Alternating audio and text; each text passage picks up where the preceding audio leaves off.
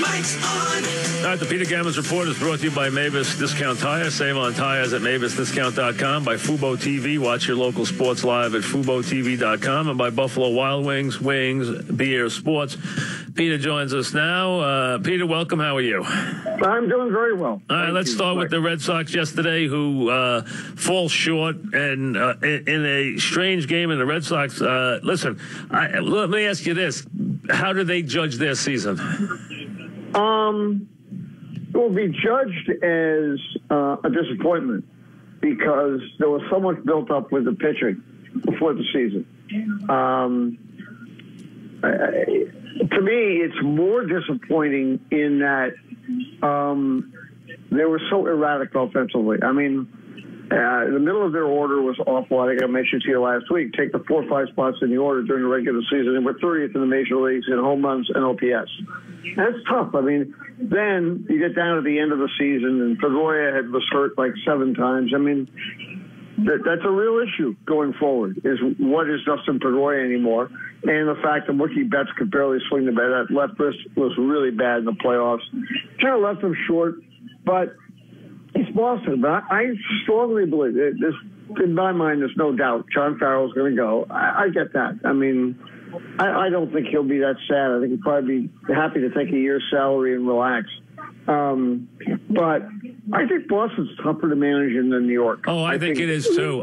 You're more concentrated on the one team than we are. I totally agree, Peter. I think day to day you're taught because here you can go on to so many different teams and so many different things and so many different sports. You guys are much more zeroed in on the Red Sox, especially that whole from Maine all the way to Connecticut. That was so zeroed in on the Red Sox. Plus, I think that what's different is, New York can, people get criticized, but I don't think the media in New York takes a team's failure, like the Red Sox failure, personally. I think that there are a lot of people in the media in Boston, I think it's the overwhelming majority, and it was what sells on the radio, is we take it personally.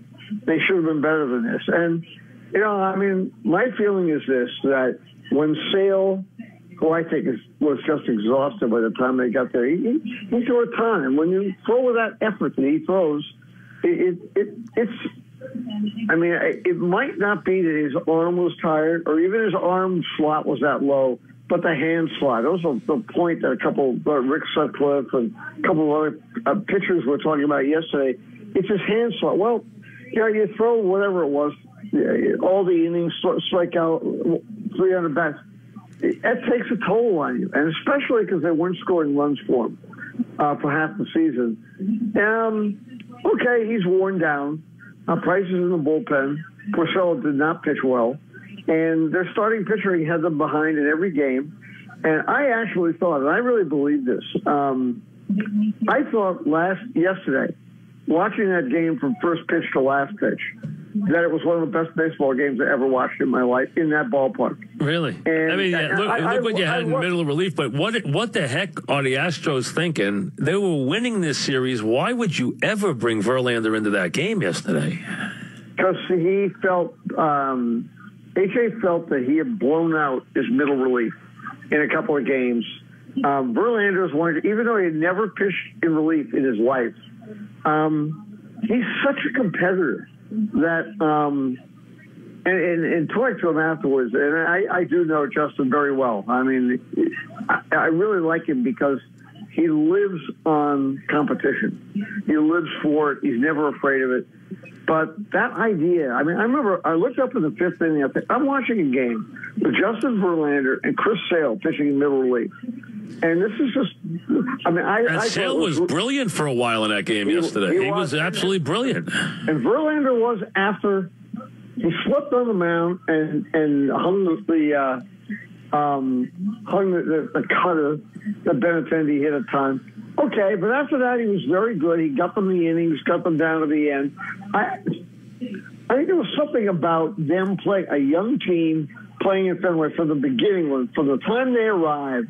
Whether it was A.J. Hinch or Alex Cora, who, of course, played in Boston, Springer, who grew up in Bristol, Connecticut, and was a fanatic Red Sox fan, went with his father all the time. I mean, they're always saying, hey, look, guys, it's great what's going on here.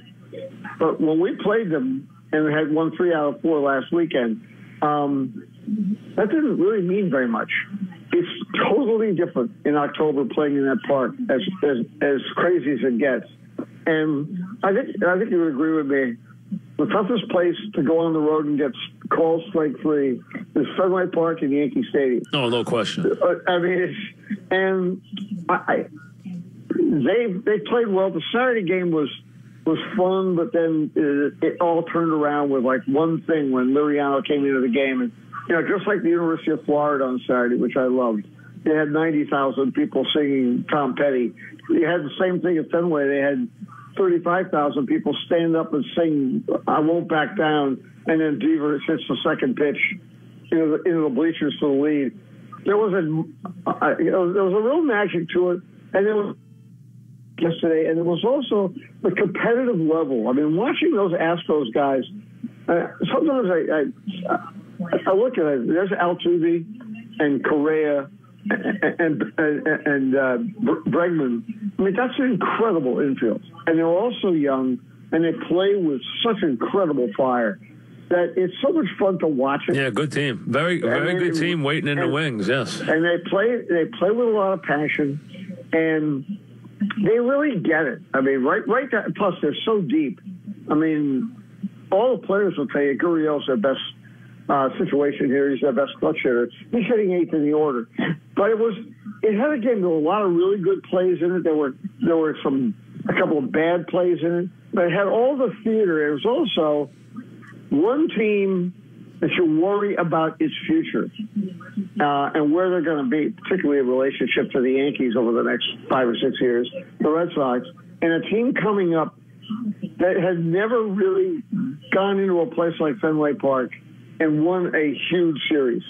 And the juxtaposition, along with those 2 great pitchers, pitching in the middle of the game, made it, and I thought it was incredible just to be there.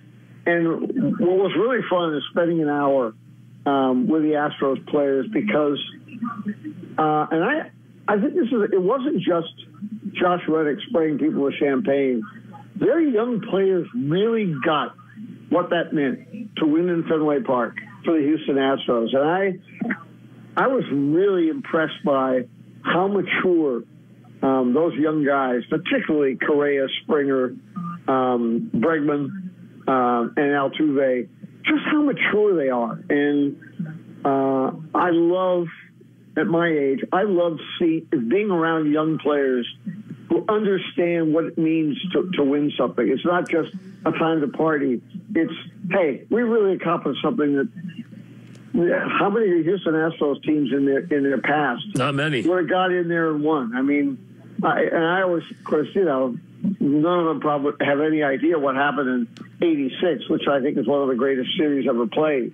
But the way the Mets won that series against the Astros, I'm sure in Houston fans' mind, still has. Oh God, we don't. Oh, that series was best series. That series, both the series, that series and against the Phillies were 2 great classic series in their lives. I mean, just great series they had in their lives. So I mean, you're right about that. How about the Cubbies and the Nationals? The Nationals. We've been down this road before with them, and we've been down this road with Dusty Baker a million times. Talk about a guy, he's the Marty Schottenheimer of the postseason for baseball. Whatever is going to happen is going to happen to him. The move is never going to work out for him. No matter what the move is, it's never going to work out for him in the postseason. It's true, and I hate it because I actually work with Dusty at ESPN, and he's one of my favorite people, and he's so great with players. And there's reason for everything he does. It's just, you're right. It's like there's a dark cloud that follows his decisions. And the 2 things about that game. One, I give the Cubs a lot of credit. They figured out a way to win without hitting. I mean, they've really been shut down now. Nationals pitching is tremendous. But, Strasburg, Scherzer, I mean, they have not hit, not yet. But they still figured out a way to win. And I give them credit for that. And I also think, I was thinking this watching last night as they ended up losing. I think back, Scherzer, Game 2 in 2013, he leaves with with what, a 5-1 lead. They bring the bullpen in. Ortiz hits the grand slam. Yep. They lose that game. Game 6, they take him out, 2-1, 7th inning. There had been a double, and then he walked Bogarts, but it's 2 outs, 2 on, 2-1. They take him out. Victorino immediately hits a 3-run homer.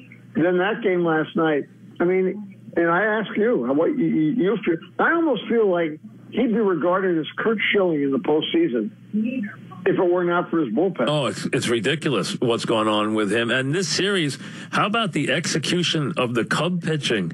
Harper, the one hit, of course, the big homer. Other than that, 167. Rendon, 100. Murphy, 91. These guys, look at the way they have shut these guys down in this series. Now, it's been a pitching series. It's been low-scoring games, except for that one uprising by the Nationals.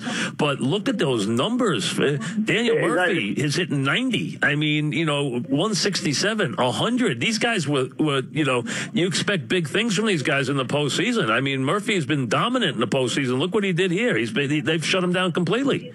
Yeah, I agree. And the execution and the game planning that's gone into this is terrific. And I give them a lot of credit. I mean, I had no idea last night what to expect. Out of a guy pitches for the White Sox who's never been in a postseason game. He threw strikes. He did a good job. And I also think that there's a confidence that I think that the Cubs now have. There's something about when Rizzo goes out in the field and you get one or two of those other guys that always look like they figure there's a way that they're going to end up winning this game.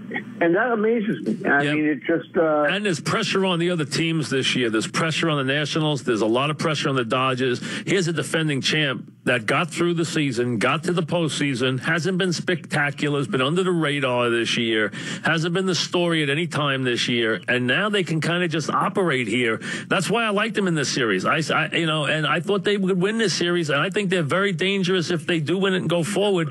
Because there's no pressure on them this year. Somebody said to me before Game 1, why in the world would they be starting Hendricks? And my first answer was, everybody throws so hard today. There might be an advantage in throwing 88, 89 miles an hour now because guys are so geared up for velocity all the time. But the other thing is, I mean, not because he went to an Ivy League school, he is like a scholar when it comes to preparing for games. And he leads off a series. I think he's set away. Okay, these guys can be pitched to. They're a really good lineup. But here, I'll show you. And I think he sort of set a precedent. Well, he has. It has worked perfectly. And then we get to tomorrow.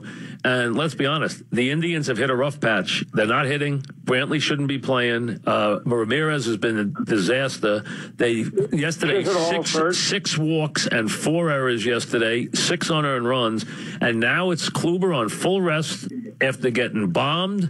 And now it's about him and him alone. The Yankees are the hottest team right now. It's about Kluber. They have one matchup. It's on the mound. And here's a Cy Young winner by a mile who's got a lot of pressure on him tomorrow to pitch the Indians into the next round. I don't worry about him a lot, but I also know that if they keep hitting the way they're hitting, and it really is a problem. I mean, I can't believe the pitches that Ramirez was swinging. Ramirez has just lost it completely. All I heard was how patient he was all year. He has not been the least bit patient in this series. He's been swinging at the worst pitches the whole series. I agree, and I think that you go into this now and you go, I mean, Kluber could go out and do a Scherzer and lose 3-2 or 4-2, whatever.